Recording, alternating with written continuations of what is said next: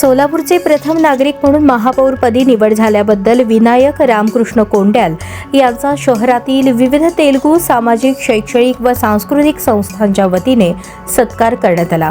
तेलुगू भाषा अभिवृद्धी सार्वजनिक ग्रंथालय, तेलुगू देशम पार्टी व डॉक्टर NT रामाराव शैक्षणिक, सांस्कृतिक व क्रीडा मंडळ सोलापूर यांच्या वतीने अध्यक्ष गणेरी तिप्पण्णा यांनी शुभेच्छा पत्र देऊन अभिनंदन केले।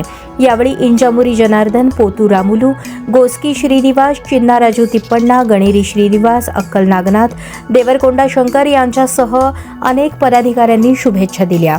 तसेच कनकी नरसिंह, नंदल श्रीनिवास, बालकृष्ण मल्लिकार्जुन कमटम, बालराजू बोल्ली, श्रीनिवास यनगंदुल, प्रभाकर भीमनाथ आणि श्रीनिवास गल्ली यांनीही अभिनंदन केले। सोलापूर शहरातील सुमारे 5 लाख तेलुगू भाषिक नागरिकांच्या वतीने महापौर कोंड्याल यांना शुभेच्छा देत त्यांच्या नेतृत्वाखाली शहराचा सर्वांगीण विकास होईल असा विश्वास व्यक्त करण्यात आला। शहराच्या प्रगतीसाठी तेलुगू समाज सक्रिय सहकार्य करेल अशी ग्वाहीही यावेळी देण्यात आली।